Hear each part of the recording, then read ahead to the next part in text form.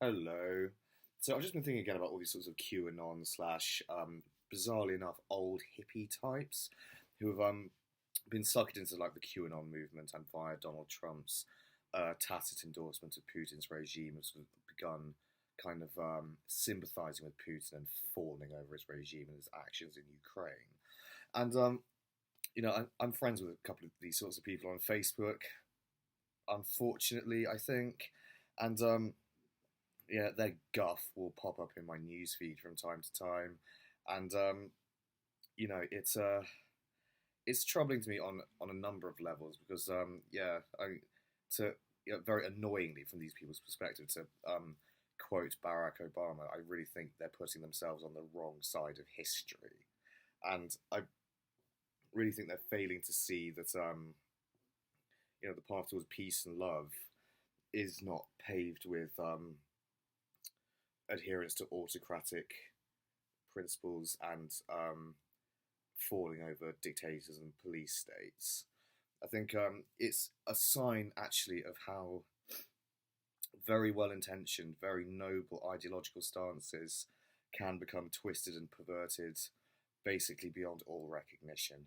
And I think this is a sort of pattern that we find reiterated throughout history again and again, and we unearth the subtle ways in which ideologies shift and change and become moulded to suit the purposes of individual figures attempting to seek power or who are guided and motivated by their own political ambitions. So, for instance, we have Marxist socialism, and we all know how that's been twisted, right, throughout history into Leninism, Stalinism, and Trotskyism, and Maoism, and all the rest of it.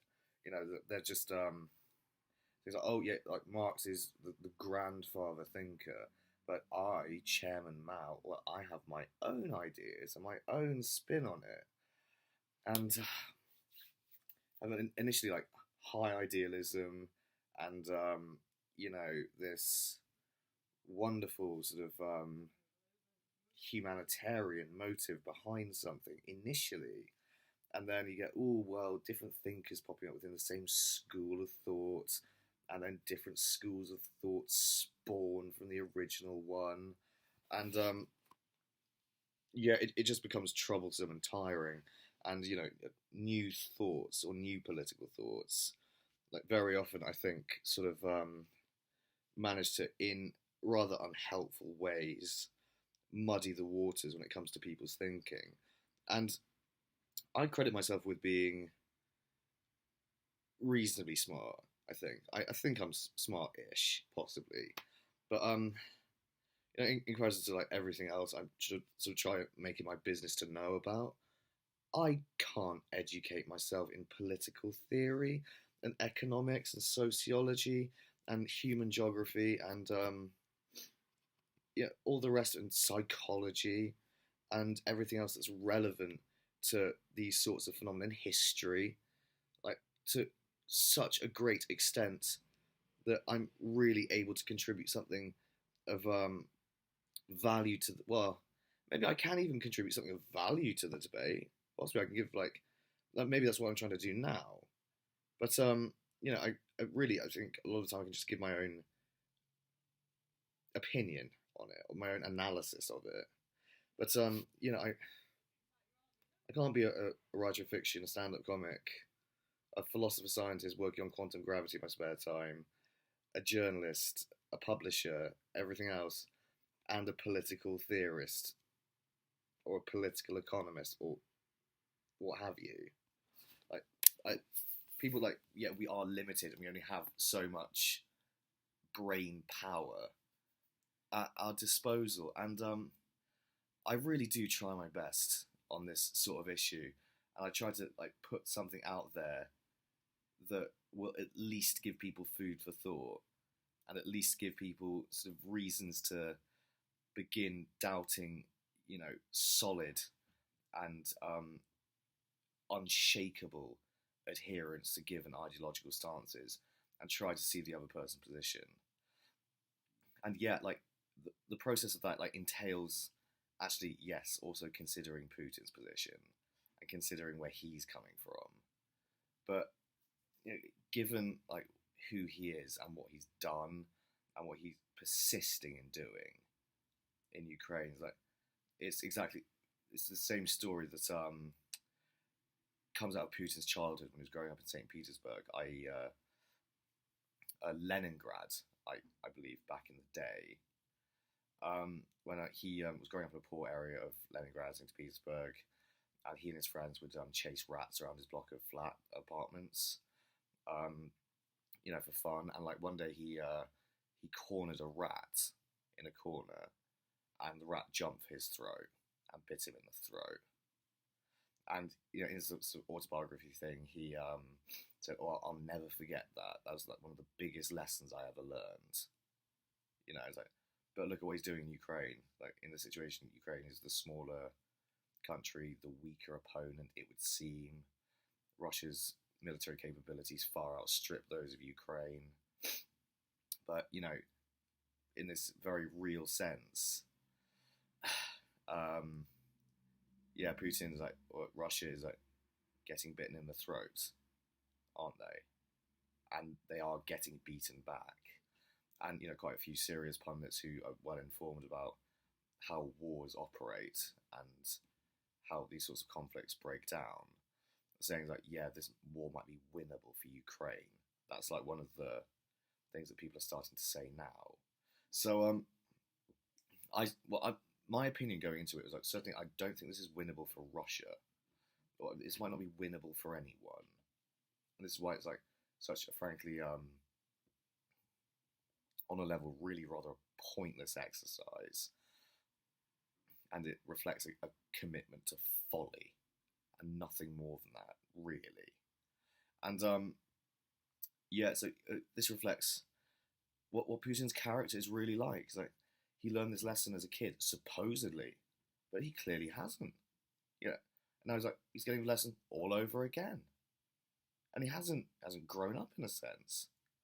He's still motivated by, again, a sort of a romanticism about Russia's past and these ancient linkages between Ukraine and Russia, by the Kievan Rus and so on, wherein strictly speaking, Ukraine wasn't so much part of Russia. If anything, Russia was a province of Ukraine, which is a subtle but important difference, it seems to me. And Putin is doggedly and somewhat doggedly ignorant of this notion or fact, very possibly. And he was working in the KGB. He was kept during the Soviet Union, obviously, because the KGB didn't exist after the Soviet Union. But he was kept at a lower level position, i.e. the position of a street thug, basically working for the KGB, due to, and this is like the psychological assessment given by the KGB on Putin, due firstly to his recklessness and his lack of empathy. So we all know what sort of person that is. Like, that's a psychopath. That's what they're describing. That's basically what a psychopath is. Sociopaths lack empathy, but they're not often reckless. Psychopaths are reckless and they lack empathy. That's sort of roughly speaking, the distinction between sociopaths and psychopaths. 1% of people are psychopaths, 4% of people are sociopaths. And that's really rather scary thought when you consider, 1 in 25 people are a sociopath. When do we come across a sociopath? All the time. All the time. You go out and interact with 25 people, one of those people will be a sociopath. And that is how it is.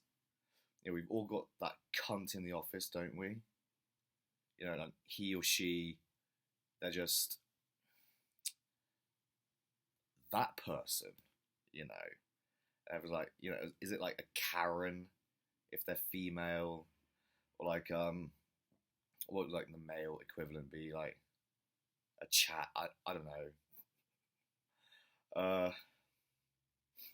Or a Brad, let's say, like, oh, I'm Brad, like, I'm gonna be the top guy in the office next year. Yeah, fuck you, lads. Like, yeah, well, we don't really like you because you're like openly competing with us, not cooperating and collaborating, and you seem to lack empathy.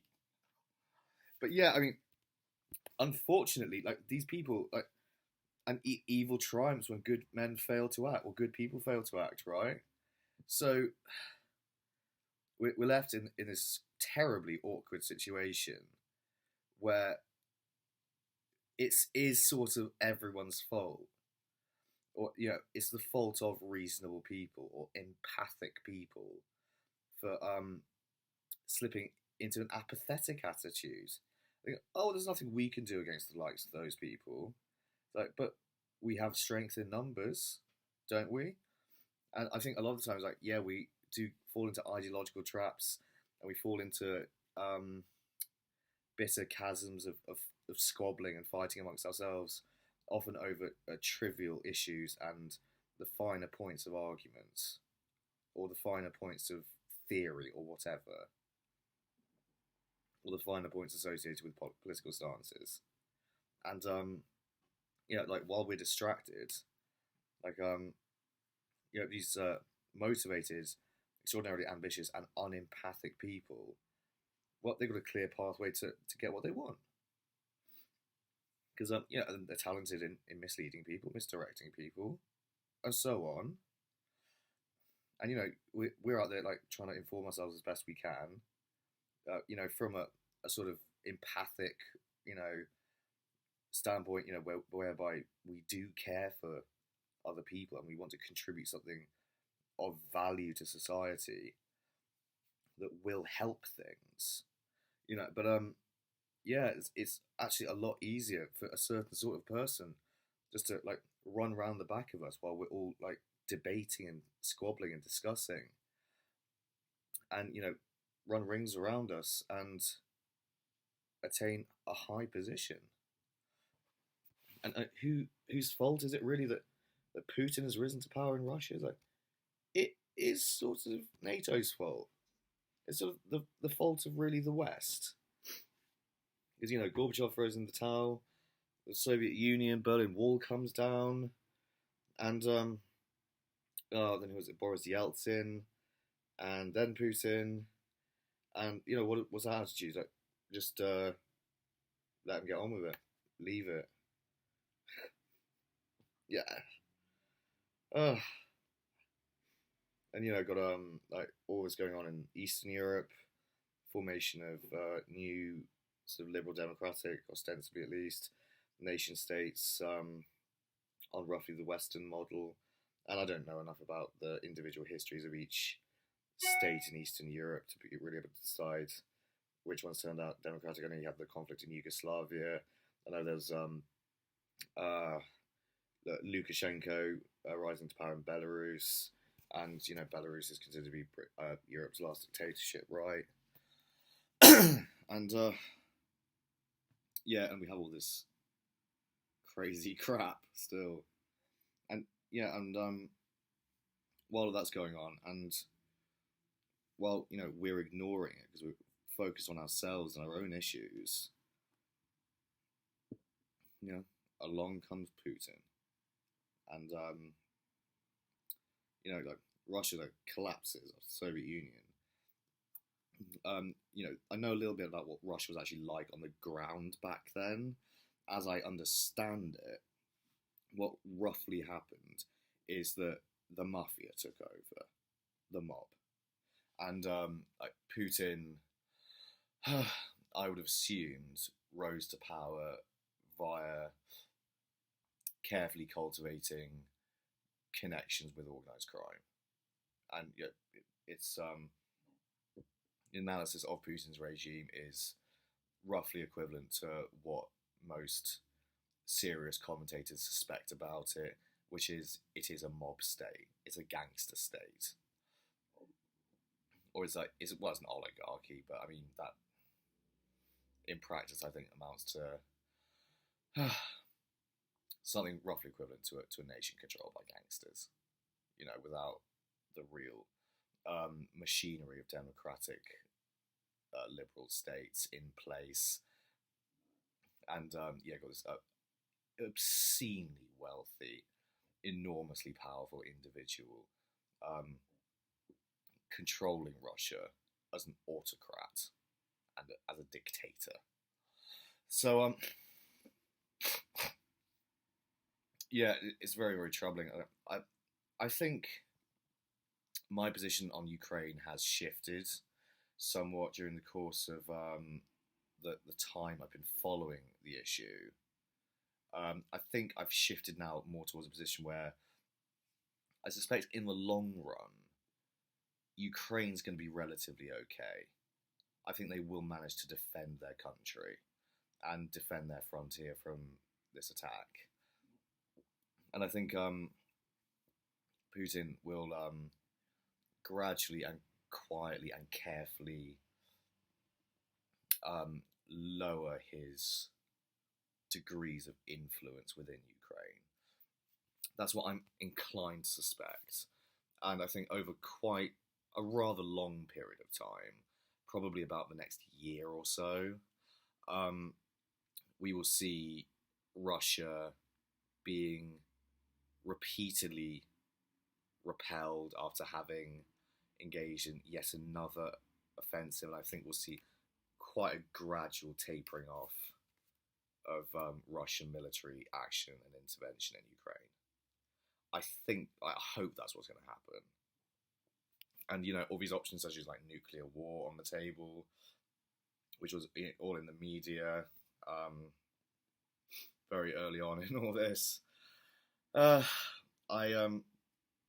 don't see that happening. However, like the more I've looked into that element of it, the more I've come to suspect actually that nuclear war, in terms of like the game theory elements of how it would really play out in real reality, I don't necessarily think it may amount to mutually assured destruction at all.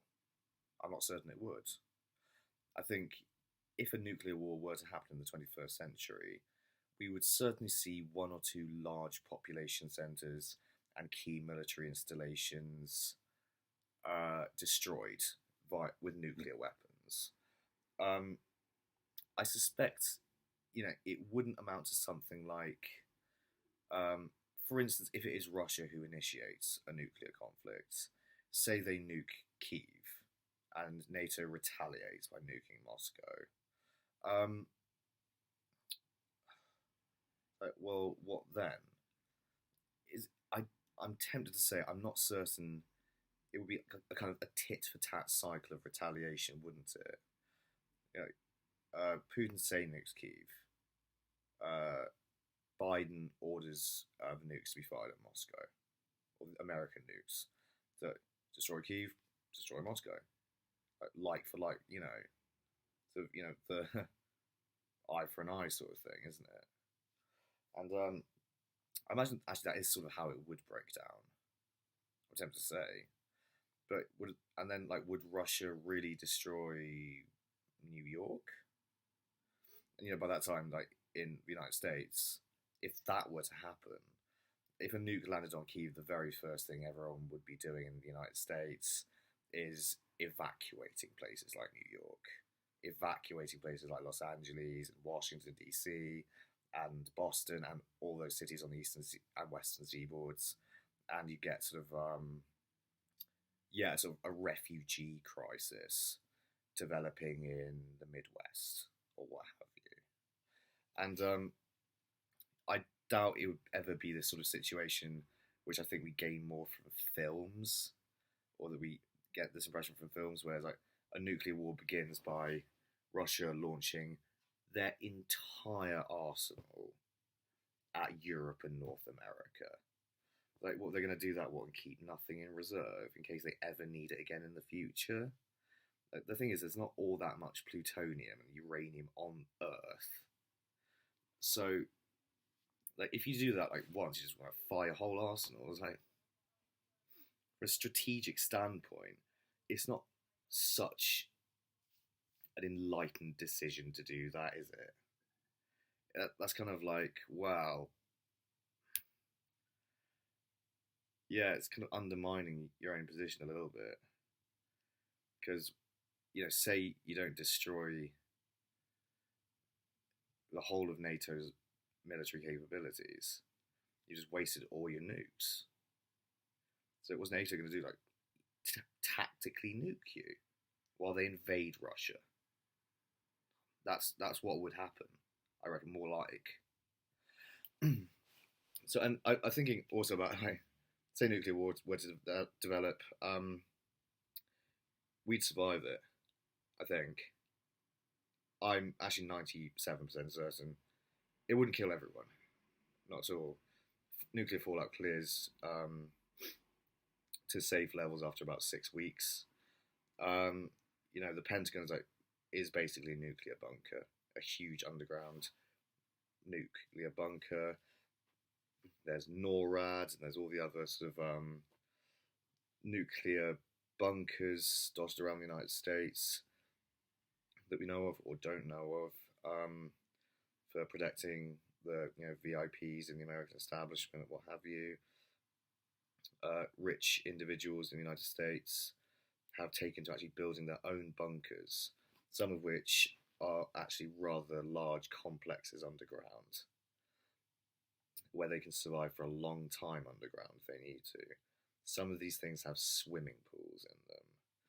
And as I said, I doubt it would ever interest the likes of Putin to waste something as valuable as nuclear warheads by nuking a ragtag camp of refugees spilling out of a major city on the plains of the Midwest or something. I don't really see that happening somehow. It's not a strategic target, it's not a military installation, it's not a fleet. And then you've got all these people on submarines, American nuclear submarines and British nuclear submarines floating around under the sea, where they have the supplies to survive for really rather a long time. In the case of a nuclear war, however, obviously a nuclear war would still kill millions and millions of people, obviously. But I mean, I suspect it wouldn't be quite as destructive as people like to imagine that it would be. I think it would kill over 100 million, hundreds of millions of people. I think, or maybe even not that much. Maybe about 100 million people, possibly less even. I mean, I don't know. It depends on the nuclear war. I mean, World War II actually was a nuclear war because of Hiroshima and Nagasaki. But Japan obviously was not armed with nukes, so Truman did that. Harris Truman did that, and it expedited the end of the Pacific Theater, didn't it, with the war with Japan? So they did that, and was it Hirohito? Just throw in the towel. I concede. Okay, we're done. Well, we can't fight. We wouldn't win. Okay, fine. As that, I think. Otherwise, if that weren't to have happened, you get this sort of ulcer developing in the East, whereby actually the civilian casualties and torment wrought upon Japan would probably be far greater if they were to use conventional weapons and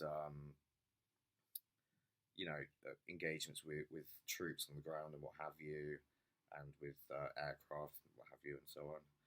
And at greater expense to America, obviously, in doing so. You get some more Iwo Jima situations bubbling up as the Americans try to edge towards the Japanese mainland, and I think more life would be lost if he hadn't bombed Hiroshima, Nagasaki. But yeah, it's interesting to think about, and then again, obviously, because it's a case of c'est tu comprends, tu pardonner. No. And when it comes to the understanding of nuclear war, we don't have very many examples of nuclear. We have one example, if anything, of the nuclear war to draw upon. And yeah, that's not it's not enough, really, is it? So yeah, I mean, furthermore, if you were to bomb Kiev with a nuke, like, would he like? Obviously, what he really wants is to try and take out Zelensky, and like, where would Zelensky be in Kiev? Underground, almost all the time. Let's face it. And yeah, he'd be pretty lucky to make that happen, I think. And it was his method of trying to kill Zelensky in the first instance. Obviously, not using nukes because he's anticipating NATO retaliation. If he weren't afraid of that, then NATO retaliation would have been the first. Well, no, he would just use nukes. He'd use a nuke on Kiev if he really wanted to invade Ukraine. Yeah, but he's obviously afraid of NATO retaliation. So, now we figured out something that Putin is afraid of. You see? And yeah, what is this whole effort in Ukraine been? This whole special military operation probably expedited the process of Finland joining NATO, and in the medium to long term, I suspect, also expedited the process of Ukraine joining NATO. And it's like, well, I was like, are you like now the rat in the corner? Yeah. Well, what is like Russia's military capabilities? Like they've got about 2 million soldiers, haven't they? And about 6,500 nukes, which I think sort of places them. I want to see like the combined NATO forces. Oh, holy shit! NATO's got 3.5 million personnel, troops and civilians combined.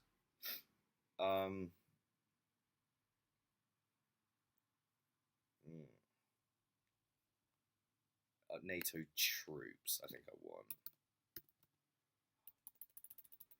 How many boots they got on the ground exactly? I'm not talking about like.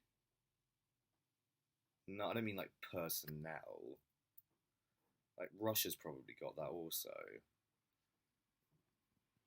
Alright, Russian troops. Numbers.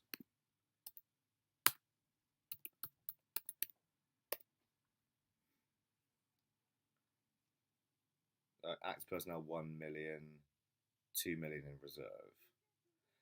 So that amounts to 3 million troops, including reserves. And, discounting their personnel. Like, NATO personnel, that amounts to, like, civil servants as well, and also spies and military police and admin people and all sorts of other stuff. Yeah, diplomats or something probably as well. So yeah, would it be a rat in the corner situation if Ukraine and Finland were to join NATO? Not really. It would be neighbouring sort of supranational, super states more or less, with roughly equivalent military capabilities. It would sort of pacify the ongoing instability in Europe or Eurasian security relations, wouldn't it? If Finland were to join NATO, that will change things. I think that will that needs to happen. I think the time's right for that. Someone with lack of empathy and someone who's reckless. How do you get them to reconsider their position? Do you negotiate with them, or you can't actually with those sorts of people? You need to invoke force and puff your chest out a bit and intimidate them sort of not beat them into submission necessarily, not necessarily destroy them, but most certainly, intimidate and suppress them and make them submit, more like. So thank you everyone for watching. Sorry, there's been a like long rambling screed yet again, but yeah, that's what I do. I think one of the things I do. Thank you everyone for watching. Bye bye bye. I love you lots.